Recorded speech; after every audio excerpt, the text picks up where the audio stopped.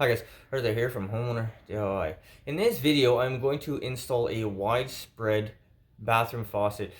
So a widespread faucet will have the handles and spout that are separated. The way they are connected is with flexible hoses, so when you turn the handles on and off, you'll get water going to your spout. I would say this is more of a custom look. I do have one widespread faucet on the channel. It's a Moen. Guys, I will link it into the description for you. But a widespread faucet will have more flexibility. It depends on where the holes in the countertop have been drilled. This is more of a custom type look opposed to a single or 3-hole design. So with that in mind, what we'll do now is material and tools. Alright, so this is our new faucet. It's a Wowow. I've never heard of this brand. But we open it. We have our spout, our cold, our hot, and then everything else that we need for installation. This is our material list, so what we'll do now is the tools list. Alright, this is our tools list. So I have my pouch, hand tools, flathead screwdriver, hammer if I need it. I have my finishing kit here, so rapid wrenches, multiple sizes of channel lock pliers, crescent wrench. For safety equipment, if I need it, earplugs, safety glasses. A light and extension cord because the cabinet is going to be dark, and in case I need it, I have my cordless kit. So drill, sawzall, grinder, anything else I might need on this job. Guys, this is our tools list, so let's get started. Alright, so this is the faucet that I'm going to be replacing. This handle has come off. But opposed to a single handle or a 2-handle design, these spacings here will be different. That's why they call it a widespread faucet.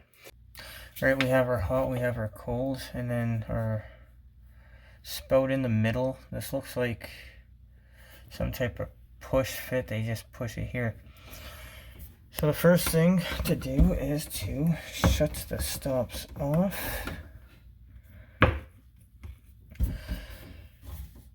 And then open the hot and the cold at the handles, and I'm going to disconnect the stops down here. By opening the handles, that's going to break the airlock, so any water that's still left in the lines will drip out. Alright, so stops are off. We'll turn both the hot and cold on. Okay, so that's on. And now I'm going to disconnect the water lines at the stops. Okay, so these are 5/8.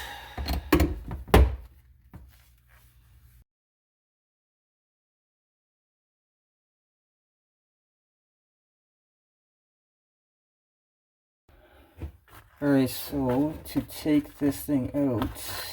Okay, so for the white clip, there's 2 tabs that you need to push to get it to unlock.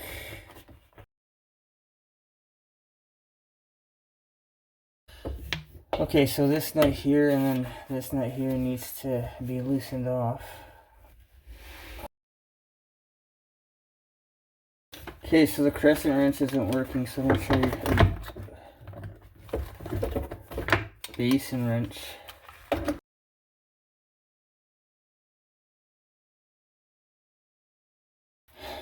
Okay, this one here, I think I'm gonna have to take a grinder and cut the knot off, but I'm gonna go ahead and try to take this one off with the base and wrench before I resort to taking a grinder to it.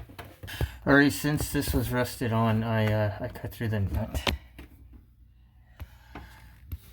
So the other half is right there, and I'm just gonna strip this back, and then hopefully that'll be enough to get this nut off. Alright, so I wound up cutting the brass nut off, and then I've loosened off the washer. You can see all the rust here. So this thing was rusted together. Unfortunately, it seems to be the same thing on the other side. So with this loosened off now, the trim up top needs to be taken off, and then this will be able to slide downwards. So when you install it, you go up through the bottom. Okay, so we'll hold the bottom, and then I'll unscrew the top part.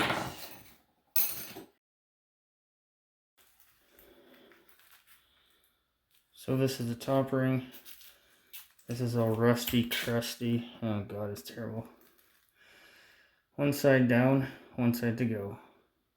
Okay, so to take the spout out, there's a nut right here that needs to be taken off. I'm going to take the spout out, and I'm hoping that's going to give me a little more room to get something to cut the nut off. So you have a type of washer here, and then the nut will push the washer tight to the bottom of the countertop, and then that'll suck the spout down from the very top. That's the way this design works.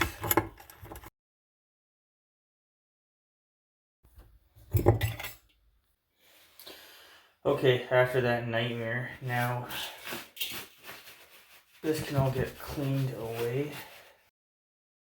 So I'm also going to take a knife and scrape this back a little bit. Guys, be careful that you don't scratch the countertop. But this thing, it was rusted together, and that's why it was so difficult to get off.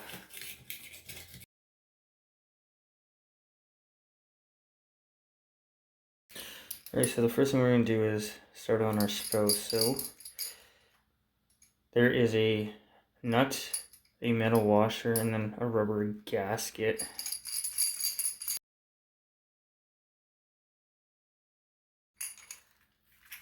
Okay, so we have an O-ring here, which means this rubber gasket will go from the bottom.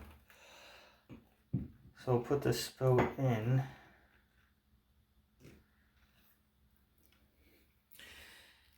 And now from the bottom, it'll go countertop, rubber, metal, and then nut, and then tighten it down. Okay, so we'll put a rubber washer at the top. Or steel washer underneath this.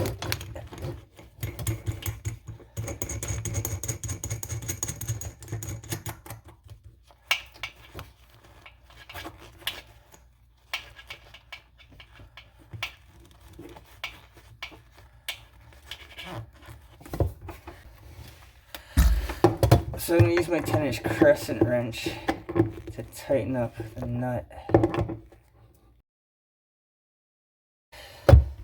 Okay, I can see the steel washer starting to get sucked in tight.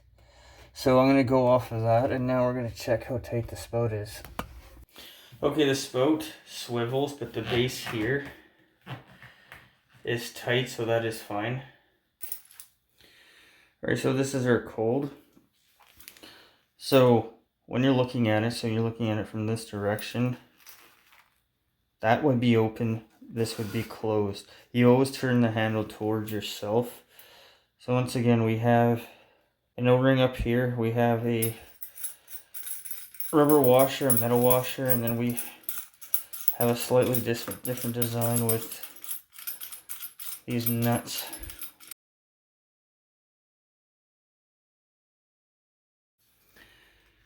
Okay, so here we have a rubber washer. The rubber washer will sit on the deck, guys, once again. Set this up so the handle is going to be parallel with the wall. So we'll put that there. And now we have the rubber, we have a metal washer. And now for this one here, because it has 2 screws, what you need to do is back the screws out until they're at least flush. I'd say go a little bit more than that. You know what, in this case, for this design, you're not going to be able to get a wrench with these in, so just take them out altogether. So with this here, you're going to tighten it on. Once this is tight, you're going to put the 2 set screws, and then that's going to bite the whole thing together. Alright, so once again, the rubber goes to the top. And now it goes rubber, metal washer, and then our brass nut. So now I'm going to go up top and straighten out the handle. Okay, what I would suggest is hold the handle from the very top to keep it from moving around, and now tighten up the brass nut at the bottom.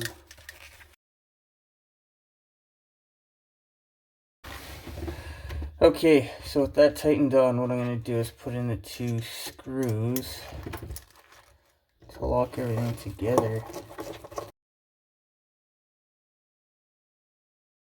So when you tighten these screws, go back and forth and be mindful that you're only screwing into brass, so don't go reefing on it too hard. Alright, so that's what we want, this to be parallel with this. When we open it, that's the way it's going to be.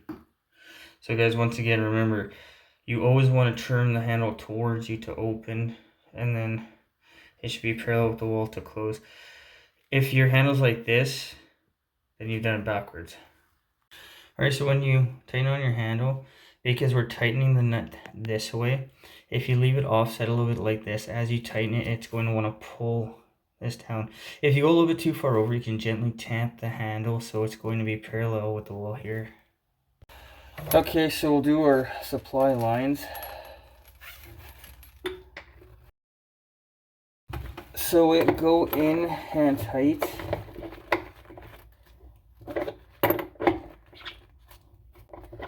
And then tighten it up with a crescent wrench.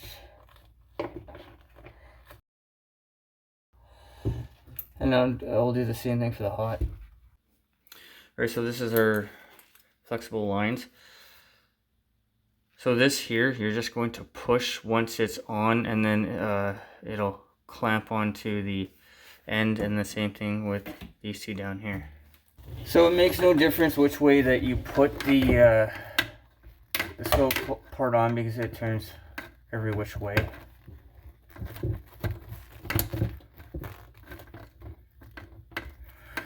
Okay, so you just push on and then it'll lock itself in place. So if you want to release it, then you just push this tab.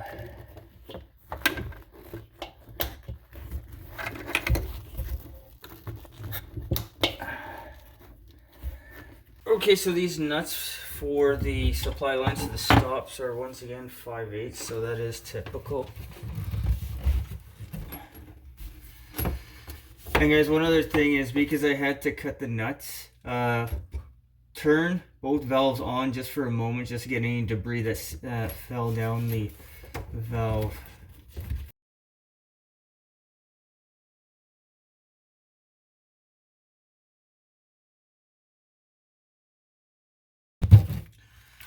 And for stuff like this, you may have a bit of a kink. If you do, it can get really loud when you turn the water on. So just back off the very end so you have a nice gentle swoop, and that should eliminate any possibility for noise.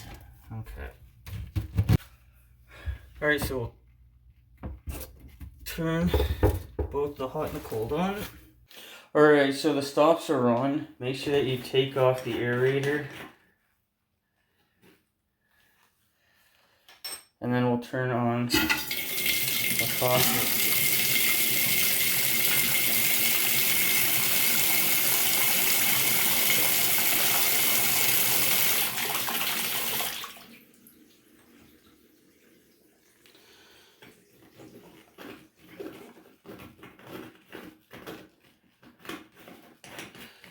And then once that's done, make sure that you put the aerator back on. So with the faucet now installed, we'll go through and check for leaks. Alright, so check down here, the 2 supplies. Look here, and then these connections as well. So what I'm going to do is I'm going to go clean up, and then I'll do a final walkthrough to make sure everything is good before I leave. Alright, so this is the hot side. You can see how it's right here. Anyways, so this was all rusted together. You can see the amount of rust here, and then this is where I cut with the Sawzall because I couldn't get the grinder in. So to address this issue when it was all rusted together, what I essentially did was I cut into the nut, and then so this is the nut. I cut one side off and then I stripped it back. So this is what it looks like. There was no way I could get this off by just unscrewing it. I think it rusted together fairly well, but guys, this is not the first time I've ran into this type of problem. It won't be the last. So if you can't get a nut off, see if you can cut one of the ends and strip it back, or if you can, cut both ends.